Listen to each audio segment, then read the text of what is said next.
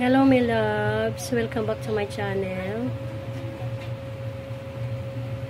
Ayan, pansit canton na aking menu.